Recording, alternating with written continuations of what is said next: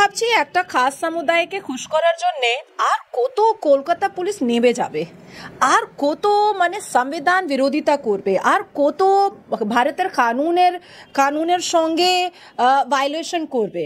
এই 1500 কিলোমিটার গিয়ে একটা 22 বছর মেয়েকে টেনে নিয়ে এসেছে, মুর্শিদাবাদ যেতে পারলো না, মালদা যেতে পারলো না, তারপরে আপনার সন্দেশখালী যেতে পারলো না। অভয়া ডাক্তার বিটিয়া যার আরজিকার এত বড় ঘটনা হলো, যারা প্রোটেস্ট করার জন্য বসেছিল তাদের উপরে এত বড় আক্রমণ গুন্ডা বাহিনী এসে করে দিল, পুলিশ আসতে পারলো না। আমি দেখুন এই যে স্ট্র্যাটেজি আছে, পুলিশ এখন আমাদের কলকাতা পুলিশ ইউনিফর্ম পরে টিএমসি ক্যাডার হয়ে গেছে। ও একটা খাস শান্তিপূর্ণ সমুদায় ভোটটা দিদির জন্য, ভোটটা বাঁচানোর জন্য এই তুমি ইসলামের খেলাফ বলেছো জেল, এই তুমি ইসলামের খেলাফ বলেছো জেল। বাংলা হান্টের আরো খবর দেখতে নজর রাখুন।